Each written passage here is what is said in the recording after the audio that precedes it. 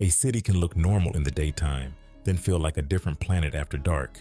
When crack hit, whole blocks started running on a new set of rules. Corners became marketplaces, apartments became trap zones, and kids got pulled into grown man work way too early. In the middle of that chaos, one crew did not move like random hustlers.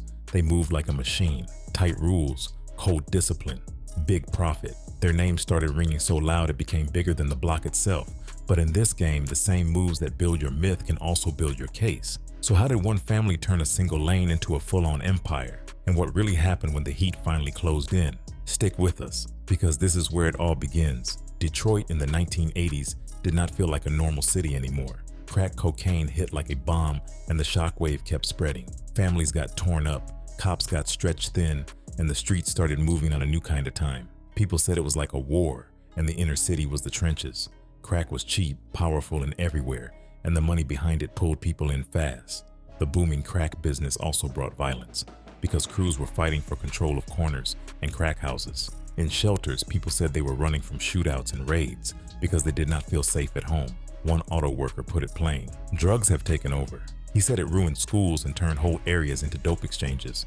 And once that becomes daily life, the next question is always the same: who was running the block and who was about to get crushed by the heat? The ugliest part was how normal it became to see kids caught up in it. People in Detroit talked about crack like it was an omnipresent fact of life. Cops and prosecutors said most local crime was drug-related, and crack was a big driver because it pushed people into more aggressive behavior. Then came the thing that made adults feel helpless. Children were getting recruited as runners and street dealers because the juvenile system was crowded and sentences were lighter. The numbers jumped. Juvenile arrests in Wayne County went from 341 in 1986 to 674 in 1987. A Detroit inspector said kids were easily recruited and that a youth could make up to $2,000 a day dealing. A sheriff described walking into classrooms and seeing kids in fur coats and $100 gym shoes, trying to show off that they made it. Even a judge said some parents looked the other way because the kids were the breadwinners. And if kids are the workforce, then somebody older is the boss. Detroit did not just drown in crack, it also started exporting it. Other Midwest cities began talking about Detroit like it was the source. In Toledo housing projects, residents described young Detroit street operatives showing up, looking sophisticated and moving violent. One man said, "It's like the Al Capone days. They do it right out in the open." He said he had seen boys who could not have been more than 11 or 12 years old. In another Toledo project, an elderly man spoke from behind iron bars about fear and not going out alone, even in daylight. In places like Lima, Ohio, crack was unheard of until it suddenly was not. A police chief called it podunk, then said he was reading daily reports and seeing crack nonstop. He said they felt Detroit was a major source and that teen types were being used as couriers. So the picture got bigger. Detroit was not just a market, it was becoming a supply line, and supply lines always pull federal attention. One reason the crack wave pushed outward was simple business math. Detroit got saturated. Authorities said the street price of crack fell by half to less than $10 for a rock, the basic unit that weighed a gram or less. When the profit on one corner drops, a smart crew does not stop. It looks for fresh money. A professor who studied gangs and juvenile crime said it straight: this is business. He explained they were selling a commodity, and after saturating a market, they looked for other markets. He also compared what was happening to Al Capone, with dealers hiding out in smaller towns to cool off from police or rivals. And he described something that matters for this story. Some of these groups did not move like old school gangs with jackets and logos. They moved like corporate gangs. He said many of them did not use drugs. The only thing these kids are addicted to is money. That line tells you what the block really was in Detroit back then. It was not a hangout. It was a cash machine, and the crews who built those machines were about to become legends. By the mid-1980s, the biggest operators in Detroit were being described like Fortune 500 companies in size and scope. Police estimated that Young Boys Inc., one of the city's most notorious gangs, took in $7.5 million a week at its peak. That is not street hustle money. That is empire money. It also explains why the violence got uglier. When the cash gets that high, people will do anything to protect it. And the way these groups worked was cold and organized. Adults ran things, but juveniles handled street transactions. That meant the front line was young, hungry, and replaceable. It also meant the block could keep running even when cops grabbed one runner. Another would step in. That is how an operation keeps moving when the city is raiding and arresting every day. Detroit police were ramping up hard, averaging 7 raids and 26 arrests daily in the crackdown period, far above the year before. But the raids did not stop the business. They just raised the stakes. And in that kind of pressure cooker, the biggest crews stand out the most. Crack did not only bring money and headlines, it brought a kind of rot. that people could see on the same streets they grew up on. One man, Franklin Gaudy, described a block that used to be beautiful, then said crack ravaged it. He said it was an epidemic and claimed there used to be 11 old dope fiends in every house. He talked about embattled cops trying to halt the spread, and he said homes were getting torched. If it wasn't the police, it was the people living there, or the drug dealers. He believed the epidemic and the fires peaked in the early 90s, then started to decline. And he described a later moment when a generation of sick, tired people started to go to the rehabs. But before any decline, the streets were boiling. People were trapped between dealers and police raids. In 1 month, 2 Northeast residents were even charged with arson after burning down a crack house, saying neighbors chipped in for the gasoline. When regular people start taking it into their own hands, that is when you know the city feels cornered. And when the city feels cornered, it starts hunting for the biggest name on the board. Detroit's leadership did not pretend the situation was normal. Mayor Coleman Young announced the city would step up its fight against dealers. "We're going to hit them and hit them hard," he said. He beefed up narcotics squads and ordered police to shut down at least a dozen crack houses a day. Police started asking citizens for tips through a dope hotline.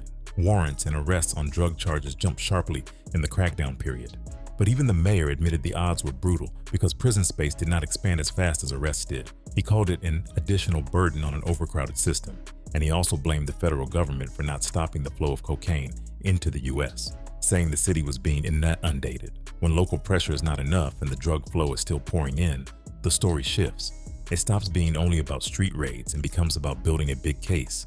And Detroit had one crew that made for a perfect target. In that same era, Detroit's drug scene was dominated by powerful figures, but the Chambers brothers stood out as the main kingpins of that time. Their name gets said in the same breath as cocaine trafficking and drug empire, because that is how the city saw it. Later on, Detroit would get national names like the Black Mafia family, founded in 1985 by Demetrius Big Meech Flannery and Terry Southwest T. Flannery, and their story would grow into a wide network across the U.S. They even tied into music as BMF Entertainment, but that later spotlight can blur what was already happening in the 1980s. Detroit's crack explosion was already spawning millionaire kingpins and violent turf wars. There were other notorious names too, like White Boy Rick, the teenage figure who claimed he started as a 14-year-old informant, then flipped into the dope game and got swallowed by harsh drug laws and media circus energy. But even with all those stories floating around, the Chambers name sits right in the center of the 1980s crack machine. And once prosecutors start describing an operation like that as a big business, the end usually comes fast. A block can look untouchable when the runners are young, the product is cheap, and the crew is moving like a company. But once the case gets framed big enough, it can feel like everything gets taken overnight. That is where the Chambers story turns from street talk into an empire. Mariana, Arkansas was a hard place to grow up if you were young, black, and broke. The town was small, with boarded up storefronts and not much for teens besides heavy work in rice and soybean fields. The Chambers family lived that life. Curtis and Hazel had a big family, and the brothers grew up in a dilapidated trailer on a 44-acre farm in an impoverished area. Sometimes the kids waited outside white neighbors' homes in the evenings and asked for leftovers from dinner. Later, Curtis and Hazel opened a bar and restaurant on their property called the Tin Top Inn, and the boys were around it. But the bigger point stayed the same. In a town like that, if you wanted something better, you had to leave. And that is exactly what the Chambers brothers did. They did not leave quietly either. They came back later with shiny cars, fancy clothes, and the kind of money that made people in Mariana stop and stare. And once that happened, the whole town started leaning toward Detroit. Larry Marlowe Chambers was born in 1950, and he was the first brother to show a clear pattern of serious trouble. In 1969, he got arrested for auto theft after stealing cars for joyriding. Days later, he escaped from the Lee County Jail by overpowering a guard who entered his cell to fix a toilet. After hiding in a church, he stole a pastor's car and went on a 2-day armed robbery spree. During a traffic stop, he shot a state trooper and ran. He was eventually caught and charged with assault with intent to kill. Larry later got sentenced to 9 years, escaped again, and got caught again. He even bribed a guard to look away so he could break from a chain gang. While on the run, he hit gas stations and kept moving in stolen cars until he got arrested again trying to rob a jewelry store. By the time people in Mariana were hearing his name, it was not just wild kid talk anymore. It was a preview of the kind of violence he would later bring to Detroit. Willie Lee Chambers took a different route at first. After graduating from Lee High School in 1972, he served 2 years in the U.S. Army. In 1974, he moved to Detroit, where his brother Danny had already relocated. Willie took a job as a mail carrier for the U.S. Postal Service. That matters because it shows the family did not begin as some mythic gangster crew. At least one brother tried to walk the straight line when he landed in Motown. But Detroit in the 1970s and early 1980s had its own pull. Jobs were changing, neighborhoods were shifting, and the street economy was loud. The Chambers family was coming from rural poverty, and Detroit offered a different kind of opportunity. It was not always legal opportunity, but it was opportunity that paid. And once one brother has a foothold in the city, the rest of the family starts looking at Detroit like the exit ramp. Billy Joe Chambers, nicknamed BJ, moved to Detroit in 1978 during his junior year of high school. He enrolled at Kettering High School and got an after-school janitor job at Easttown Shoes to bring in money. But he also got pulled into the marijuana trade fast. He sold marijuana for a Lee County native, LC Big Terry Colbert, out of Colbert's convenience store called the TNT. BJ met Big Terry through Danny, who worked with him at a Dearborn auto plant. Big Terry started that store after losing his job, and the marijuana business helped him survive. BJ was learning the game early, and he was learning it from someone who already knew how to move product and stack cash without falling apart.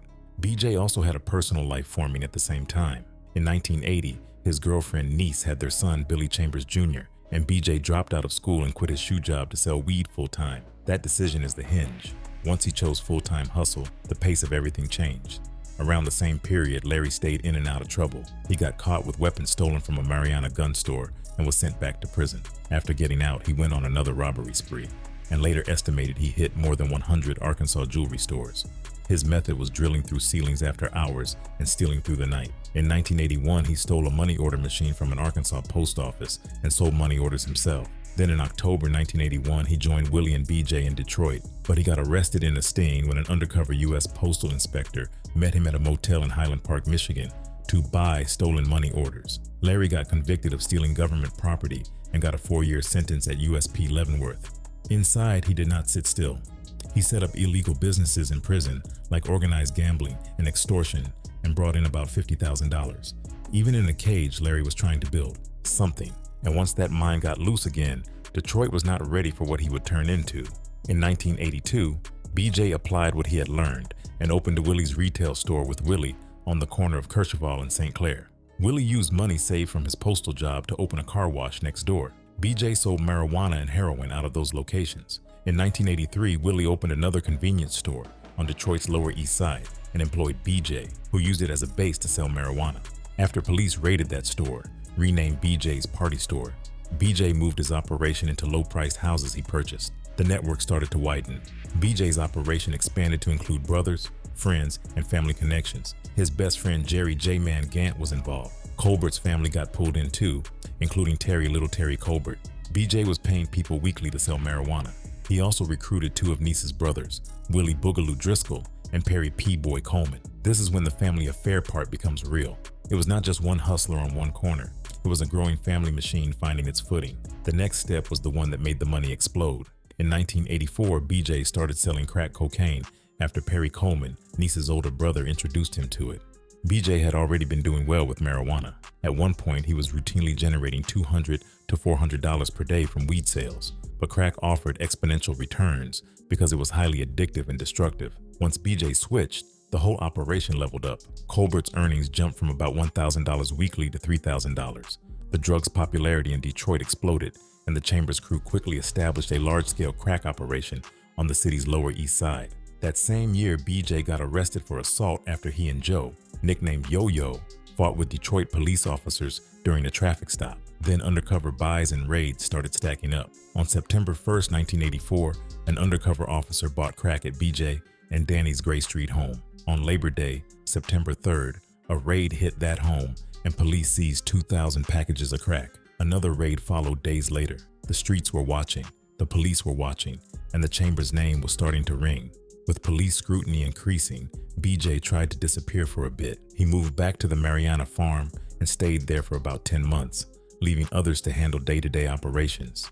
But the business suffered without him, and that told BJ the truth. If he wanted the machine to run right, he had to be there to control it. So in 1985, he returned to Detroit and made a hard move. He fired almost all non-family employees. He also recruited Detroit natives like Anthony, Tony the Tiger Alexander, and Eric Fats Wilkins, and he brought in Marshall Cadillac Mario Glenn from Mariana.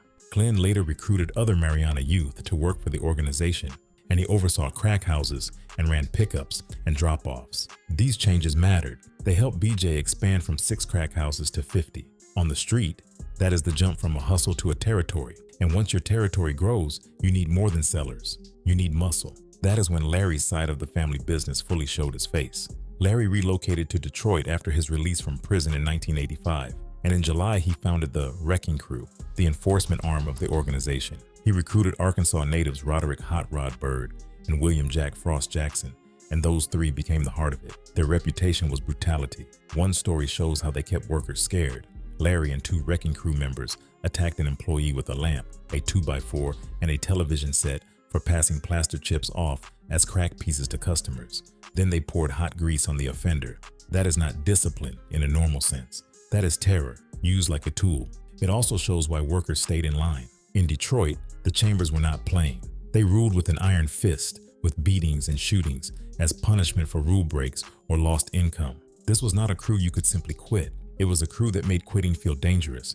And while Larry handled fear, BJ handled expansion and morale in a different way. BJ's management style had a different flavor than Larry's. While Larry ran muscle and intimidation, BJ had a lavish side that kept workers feeling rewarded, at least sometimes. He took employees on trips to Las Vegas and Florida, and more frequently to places like Kings Island and Cedar Point. That kind of perk system does 2 things. It makes people feel part of something bigger, and it makes them feel like they are winning. But the perk side did not replace discipline. It sat on top of it. The organization still ran strict, and workers still paid for mistakes. They were expected to be available around the clock. Many were high school students. Some skipped school to work 12-hour shifts selling or making crack. They got docked, dismissed, or beaten for being late or for coming up short in crack or cash. They were warned not to attract attention. No flashy sneakers, no gold jewelry while working. Do not carry drugs and proceeds at the same time. Stay within speed limits. This was the Chambers model, a street business dressed like a corporation, punishments that felt like a cage. And the bigger it got, the more it needed a serious headquarters. As the crack demand grew, the Chambers needed more cocaine than Terry Colbert could supply. So BJ and Larry bypassed him. Through an introduction by Perry Coleman, they started getting cocaine from Sam Doc Curry and Art A.D. Derrick, the same duo who supplied Perry. This is also where the white boy Rick story gets pulled closer to the Chambers' orbit. As investigators tracked the Chambers crew, another big-time East Side player came across their radar, and cops believed he was supplying the Chambers because he was moving so much cocaine. His name was Richard Worshey Jr., and people called him White Boy Rick. His mugshot showed a kid with baby fat and bangs, barely able to grow a mustache, and he had just turned 18. One member of the No Crack crew later said they were impressed with what the Chambers put together, but not impressed with Worshey's abilities, calling him a goofy kid who was in over his head. The point stays simple. The Chambers were the main machine. Others could touch the supply line, but the Chambers were the empire. In March 1986, the Chambers bought the Broadmore, a red brick 4-story 52-unit apartment building at 1350 East Grand Boulevard, for $75,000. They used it as a base of operations overseen by Larry. Apartments were taken over for drug processing labs, sales centers, and storage by muscling residents or paying them off. The building got divided like departments in a company. On the first floor, buyers entered, and alongside a bar and grill, there was even a pawn shop. Powder cocaine got sold on the 3rd and 4th floors. Prostitutes could be found there too. On the 2nd floor, there was a lounge where buyers could consume their product, and on weekends, free shots of tequila were offered. The Broadmoor had a reputation as a well-guarded vice emporium, with crack rocks sold on each floor in ascending sizes. Filthy mattresses sat in rooms where prostitutes worked. At peak, the Broadmoor was estimated to bring in $100,000 profit per day. One building, one machine, and it was guarded like a fortress. But the more organized it looked, the easier it became for investigators to map it. The Chambers operation got described like a slick business because it moved like one. They used marketing techniques like discount coupons and buy one get one free sales to lure buyers. They ran sales competitions among crack houses to motivate workers. Supervisors did quality control by posing as buyers at crack houses where they were not known. The organization had as many as 500 employees, so many they issued photo ID cards to keep track of them. This was not just one trap house. It was a network with charts, rules, and management. Crude organization charts and handwritten bylaws were found on walls of several crack houses. Workers were warned not to bring heat by wearing gold chains or flashy sneakers. They were warned not to carry drugs and cash at the same time. The operation even had fines for specific behavior. like playing loud music while collecting money or talking business with outsiders. On paper, it looks like discipline. On the street, it feels like control. And when a crew controls that many moving parts, it starts making the kind of money that makes the whole city stare. The Chambers did not only recruit in Detroit, they reached back into Mariana and pulled in young men who were hungry to leave poverty. The town had no movie theater, and summer work could mean wrenching labor in fields. When the brothers returned driving BMWs and Camaros, wearing gold chains and fancy clothes, they offered ambitious young men $2,000 a month to go to Detroit. They also recruited local men for $500 a week to work as traffickers. Over 4 years, about 150 young men, most between 17 and 21, made the trip north. One teen, Michael Vondran Jr., recalled the talk spreading. People were saying, "I'm going to Detroit, I'm going to Detroit." No one really knew what they were getting into. What those recruits found was not a dream. It was fear. They were threatened and abused. If they tried to flee, the brothers knew where to find them because Mariana was home. As the Mariana police chief put it, a Chicago kid might be able to leave, but not a kid from Mariana. That pipeline became a major key to the empire, and that same pipeline later became a major crack in the wall. Keeping a drug business running is not just about product, it is about control. The Chambers used fear and intimidation to keep their workforce in line. Youths caught sampling cocaine were roughed up. Punishment for stealing could be permanent, like the Mariana boy who returned with mangled fingers. The brothers sometimes deliberately shorted the boys on crack that was parceled out for them to sell. When receipts came up short, those boys were forced to work off their shortages, keeping them in bondage for months at a time. The Mariana police chief said it plainly. They ran everything on fear and intimidation. Workers were expected to be available 24 hours a day. Many were high school students paid about $100 per day. They cut school to work 12-hour shifts in crack houses with chains on doors and barred windows. There were strict rules posted and fines for breaking them, including heavy penalties for stealing, getting high, or talking to outsiders. It was a system built to keep people trapped, and trapped people eventually talk when pressure hits. The Chambers did not just stack money, they recorded it. Detroit police later confiscated videotapes of the brothers counting money and showing off laundry baskets full of money and excessive wealth. There was a home video where a young man danced around a house outfitted with 24-karat gold-plated faucets, hamming it up for the camera. He shouted, "Money, money, money," while showing piles of bills, then joked, "Should we throw away these ones since we got $500,000? Another recording showed a high-ranking member saying, "Money, money, money, 50,000 here. Ain't no telling how much is up there. I'm going to buy me 3 cars tomorrow and a Jeep." Larry could be seen sarcastically commenting about the cash. "I tell you what we can do.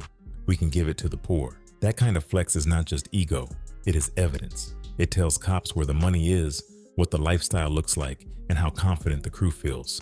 And confidence like that usually comes right before the fall. At the height of their power, the Chambers controlled about half of Detroit's crack trade. Different estimates show how massive it was. They were said to run around 200 drug houses and supply hundreds more, with claims of supplying roughly 500 additional crack houses and even around 700 crack houses daily in some descriptions. The daily sales estimates also show the scale. Federal agents and prosecutors describe a range from about 1 million a day up to 3 million a day in sales, and other estimates describe them raking in 3 million a week, with annual gross figures said to exceed 55 million per year. The point is not to argue over one number. The point is the size. It was big enough that law enforcement called it the largest crack distribution network successfully prosecuted anywhere. And a federal agent said the brothers got in on the ground floor when crack hit Detroit. The Chambers did not just work one block. They franchised the game. And when you dominate like that, you start dreaming bigger than Detroit. With money pouring in, the Chambers started planning like the empire would last forever. They bought vacation property in Jamaica. They were also planning to expand the business to places like Flint, Michigan, Toledo, Ohio, and other parts of the Midwest. The operation was not built to stay small. It was built to spread. The brothers had supervisors doing checks and an enforcement team making sure nobody slipped. Their wealth and influence became extraordinary, and in Detroit they fit a grim archetype. Young black newcomers from a dirt-poor Arkansas town who moved swiftly into Detroit's underworld and became crack barons.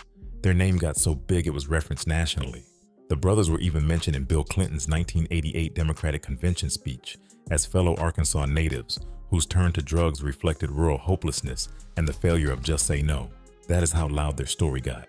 And when a crew's story gets that loud, the investigation is already moving behind the scenes. In 1986, the U.S. Drug Enforcement Agency initiated Operation No Crack, to curb the drug's popularity. A tip hotline, 1-800-NO-CRACK, launched, and in its first month alone, it took 1,500 reports of crack sales.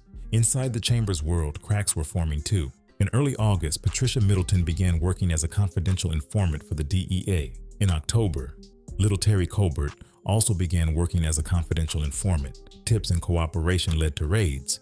On August 25th, police conducted 2 simultaneous raids on Chambers-connected property. A raid on Larry's Albion Street residence happened after informant information. A later raid of a Nodell Street crack house led police to discover the list of rules for employee conduct, nicknamed the Crack Commandments. The system that had been built to control workers was now becoming paperwork that could be used to destroy the bosses. The feds and Detroit police were not just guessing anymore. They were collecting pieces, and once enough pieces are collected, the picture becomes a case. As tips from disaffected Mariana youths came in, the story also became a tragedy back home. Mariana turned into a traumatized town. Some young men who left as country bumpkins returned as hardened criminals. About half of those indicted were still at large at one point, and people feared the Chambers would retaliate. There were several fire bombings, including one directed at a woman who testified against the Chambers' brother. In a place as small as Mariana, fear spreads fast because everybody knows everybody, and people know where your family lives. A councilman, Roy Llewellyn, summed up the hopeless part too. I can't think of 8 black teenagers who are employed. That kind of poverty is the same fuel the Chambers used to recruit in the first place. It is also the kind of fuel that keeps the cycle going, even after arrests. But the Chambers case was not finished cooking. It was moving toward the moment the task force finally kicked the door in. By spring of 1987, the Chambers money was not just in Detroit anymore. It was moving back and forth like a pipeline. On April 24th, 1987, around 4 p.m., Otis Chambers was riding with his girlfriend in a blue Corvette on the way to Mariana, and she was driving with no license. They got pulled over in Hughes, Arkansas, after she failed to stop at a stop sign.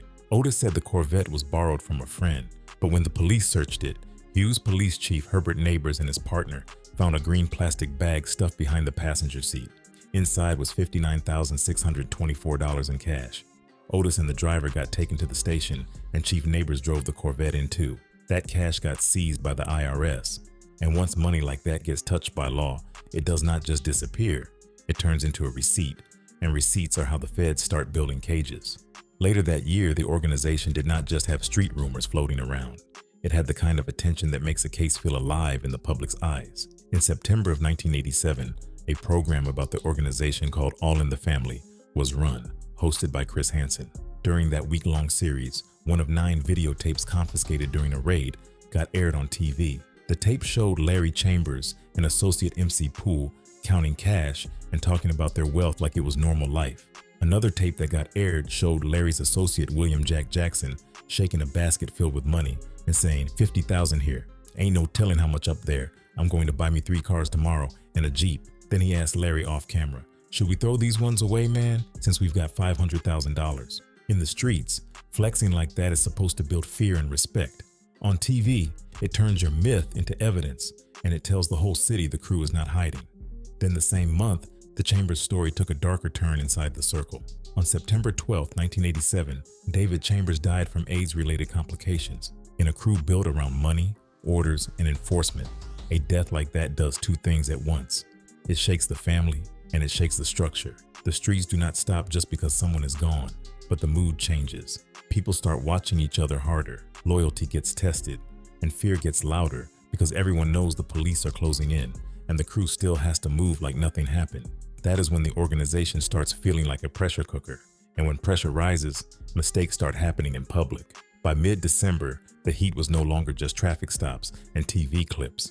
Federal grand jury indictments got unsealed, and members of the wrecking crew started getting arrested. This was not random. That enforcement group was the muscle that kept the organization policed from the inside, the same way the streets get policed from the outside. When enforcers start getting picked up, everybody still free hears the message. The net is tightening. People stop sleeping easy. People stop trusting phones. And every time someone gets pulled over, every knock on the door feels like it could be the one. Detroit crews know that feeling. When the investigation is done cooking and the raid teams are just waiting for the right moment to flip the stove off. On December 19, 1987, Larry Chambers got arrested in a way that made it look like the feds walked in mid-scene. Police executed a search warrant on an apartment on Detroit's East Outer Drive and found Larry in the bathroom. They also found cocaine sitting on the kitchen table and a gun in an open cabinet above the stove. Larry got denied bail after being labeled a flight risk. That matters because it shows the court was already treating him like someone who would run, not someone who would sit and fight it out politely. And once the leader's locked, the rest of the operation has a choice: freeze up or keep moving and risk making the case even easier. Either way, the crew is now playing defense, and defense on the streets usually means somebody gets desperate. A little over a month later, B.J. Chambers got picked up too. On January 31st, 1988, he was arrested at his house on Detroit's Beaconsfield Street. Police found him with a handgun and 7 ounces of cocaine. That detail hits different because it shows how close the operations tools were kept. Even at home, the work followed him. And once BJ is in cuffs, the whole family business is no longer a street rumor. It is a federal picture coming together. At that point, the streets might still be eating off the leftovers of the empire, but the bosses are starting to vanish one by one. And when the bosses vanish, the next thing that usually drops is the paperwork that names everybody. After an 18-month investigation, the brothers got taken into custody in February of 1988, and it was not a light sweep. During those arrests, Detroit police officers and DEA agents seized 250 weapons, 68 vehicles, 6 kilograms of cocaine, and $1 million in cash and jewelry. And once that move happened, the empire's shine turned into evidence. The machine that used to feel untouchable suddenly looked like a hall table in a police photo. The brothers who built the organization, Larry, BJ, Otis, and Willie Lee, were now facing the type of charges that could erase an entire life. The street always thinks the money will outlast the case, but the case does not care about the myth. It cares about proof. That hall tells you what kind of world this was. It also tells you the task force was not trying to slow them down. They were trying to end the whole thing in one hit. This is the moment the street story flips into a court story, because once the feds have seizures like that, they do not just want convictions. They want to dismantle the machine and claim the win. And the next move is always the same: a big indictment that reads like a roster. On February 29, 1988, a 15-count indictment named 22 members of the Chambers organization. The list included Larry, BJ, Willie Lee, and Otis, plus names tied to the inner circle like Jerry Lee Gant, Eric Lamar Wilkins, Marshall Glenn, Belinda Lumpkin, and Elaine Coleman Lucas.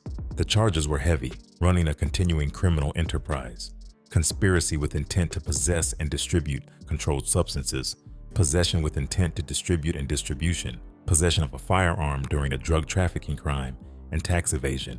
U.S. Attorney Roy C. Hayes oversaw the prosecution.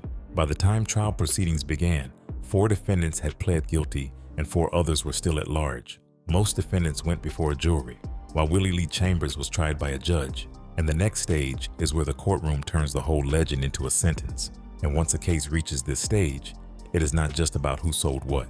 It becomes about who ran what, who ordered what, and who enforced the rules when people tried to slip. When the trial hit, the testimony painted the operation as ugly and relentless at the ground level. Former employee Felicia Gilchrist, 19 years old, testified under immunity and explained what work looked like inside the crack houses. She said she worked 24-hour shifts selling crack through a hole cut into a wall. She said she sometimes shared shifts with her 14-year-old sister, Alicia. She even testified that she took her newborn to work when the baby was a week old. The picture is raw: kids working like grown employees, babies in the same place dope is being pushed, and sleep happening only when traffic slowed down.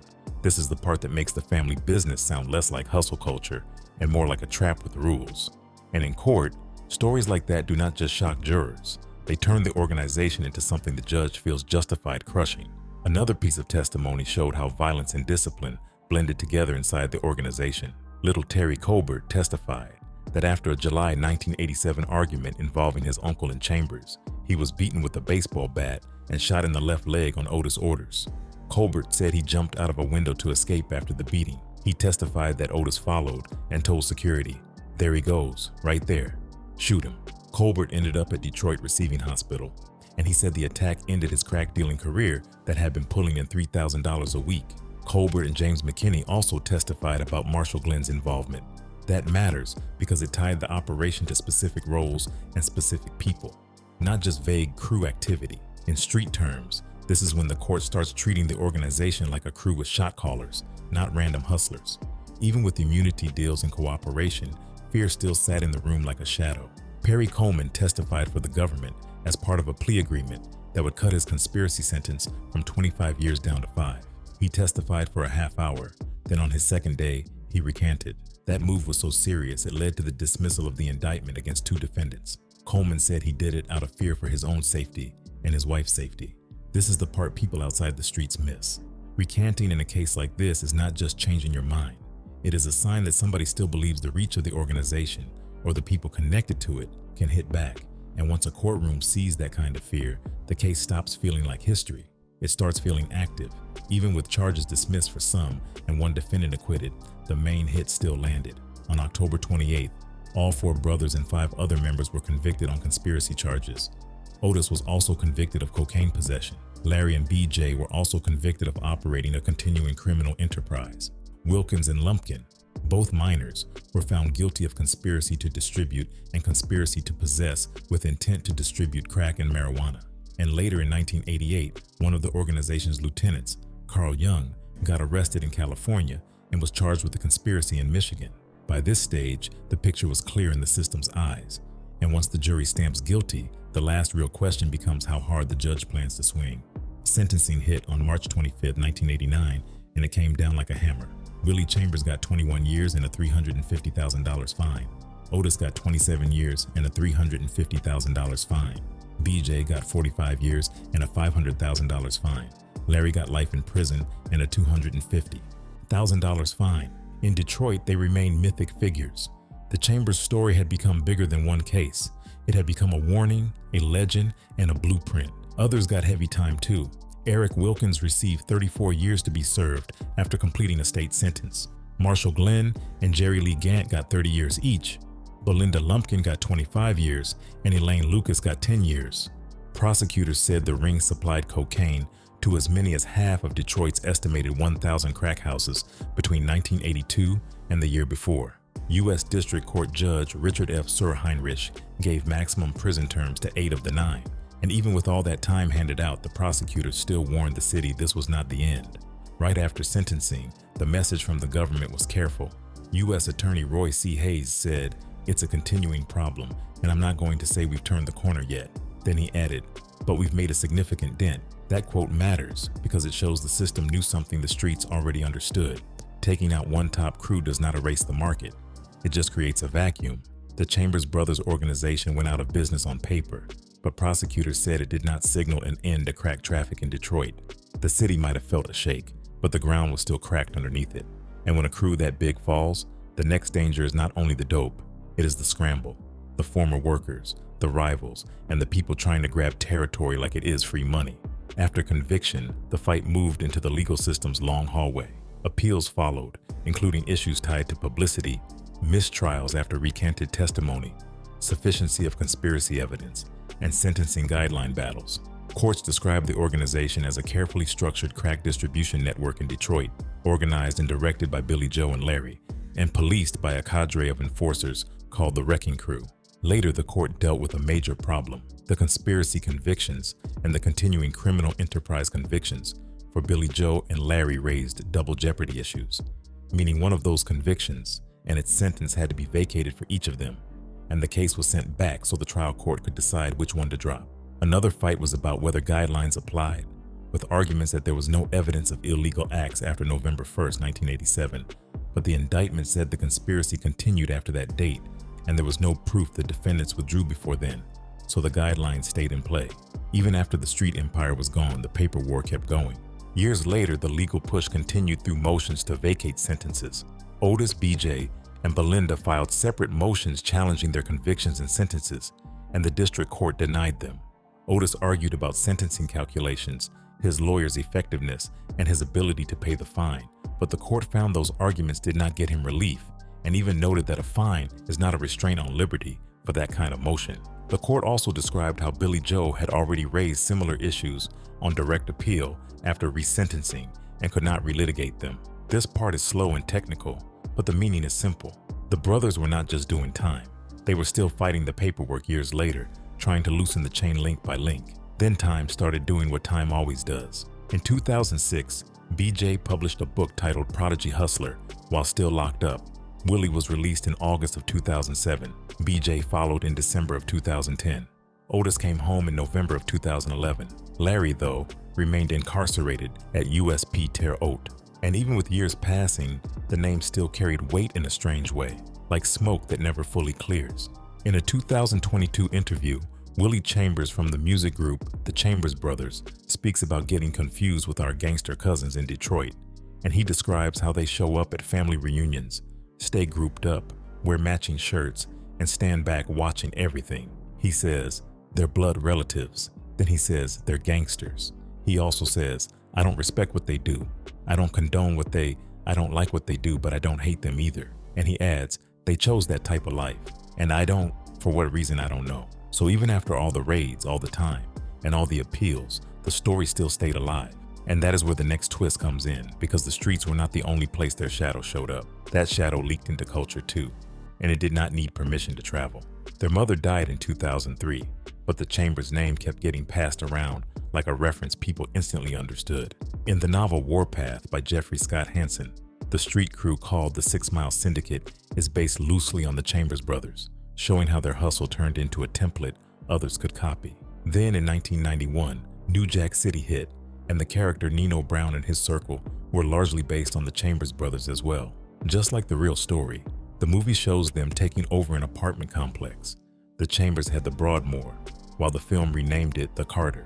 And the old tape flex did not die either. Detroit rapper G Twilight pulled from that same energy for his 2018 single, Money, Money, Money, inspired by the tape where the crew is counting laundry baskets of cash and yelling those lines. He even names the Chambers as a cautionary tale, then kept that thread alive in tracks like Gangster Gangster, The Real Cash Money Brothers, Motor City Madness, and The Real New Jack City. And that is the cold part. The crew fell, but the playbook kept moving. The Chambers story ends the way a lot of Detroit legends end, not with silence, but with an echo. The raids can take the cash, the cars, and the crew, but they cannot take back what the streets learned from watching it happen. That is why the name still pops up like a warning label, even when the block has new faces. Because once a hustle turns into a system, somebody always tries to rebuild it. But who really filled that vacuum when the brothers got snatched up? Which former workers turned into new bosses? And how did the city change once that corporate-style crew got wiped? Most of all, what does it cost a place when the blueprint outlives the people who drew it? Let us know what you think in the comments box below. And if you liked how we presented you this video, hit that like button and make sure to subscribe for more.